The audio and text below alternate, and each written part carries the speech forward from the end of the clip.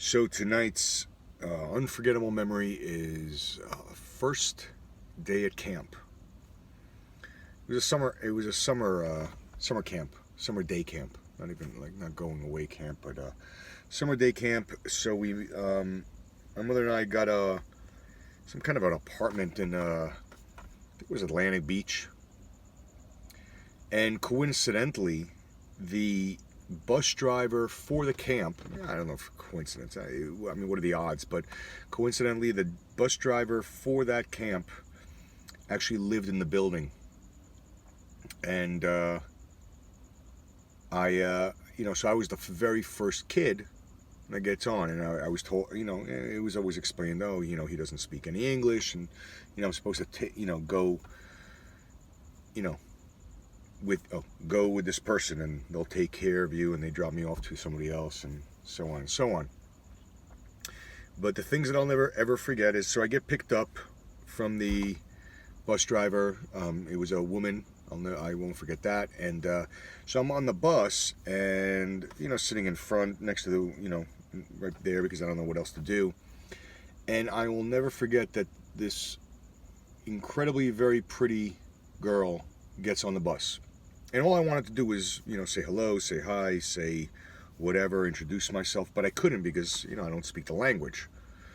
I didn't speak English at the time.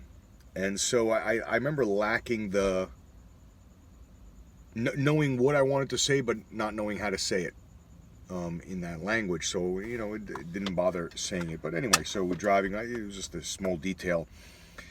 And, you kind of remember those first counselors.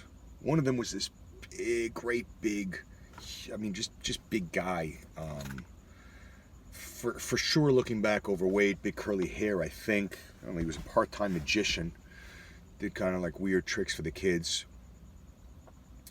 And, you're tossed in there with all these other kids in camp. And one of those soon-to-be cousins was in that camp. And, you don't speak English, you kind of get made fun of it, I guess, but you don't need to speak a language to know you're getting made fun of. You know what I mean?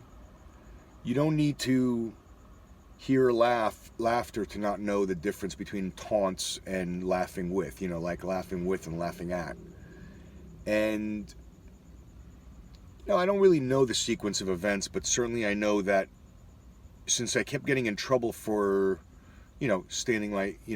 trying to stand my ground, when in the face of taunts and all sorts of things, I just would then become this wallflower, just taking it, so to speak. I think, at least I remember that, like just leaning against the wall. I think I remember my mother taking that soon-to-be cousin aside and telling him, like, now look after Yohai, or something like that. And I remember thinking, like, why the hell are you burdening this guy with it? Don't burden him. I just don't want to get in trouble if I'm standing up for myself. Why does he have to stand up for me?